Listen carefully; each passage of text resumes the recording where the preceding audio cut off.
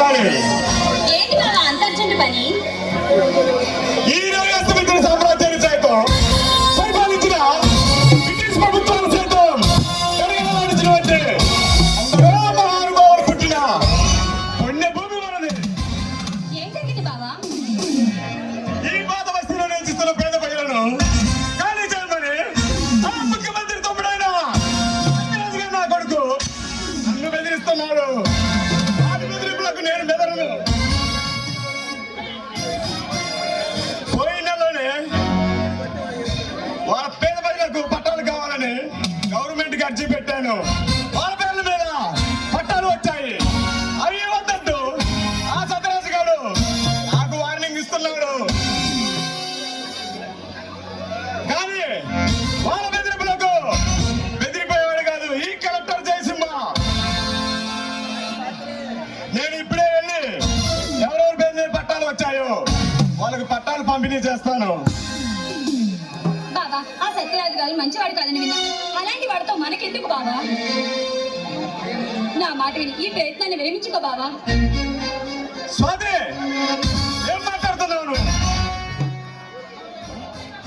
ఒక రవిడికి భయపడి ఆ వృత్తిగానే చేయమంటావా?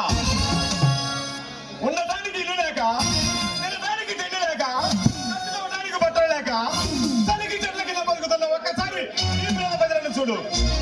వాళ్ళ బాధ ఏంటో నీకు తెలుస్తుంది. బాబా ఏ దేశం ఎగినా ఎందుకు కాలేడినా ఒకడరా భూదేవి తల్లి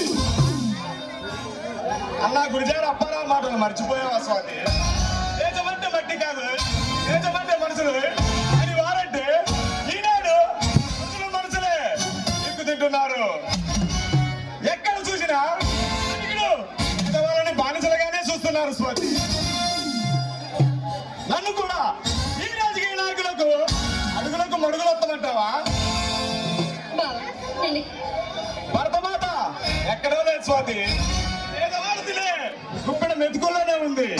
అనుకోవ జరగనివ్వకుండా మన భరతమాతను నడి రోడ్డు మీద నకిలిగా వేళ వేస్తుంటే చూస్తూ చూస్తూ ఊరుకోమంటావా? చెప్పు స్వాతి, చెప్పు. బాబా నన్ను క్షమించు బాబా. ఇందులో నా స్వార్థం కూడా ఉంది. దైవం కన్నా మిన్నగా ఆదరించే నా బాబుకు ఏమవుతుందని అలా మాట్లాడాను. అంతేగాని చూస్తూ ఊరుకోలేను. పిచ్చి స్వాతి, ఎందుకు భయం? తప్పు చేస్తే భయపడాలి,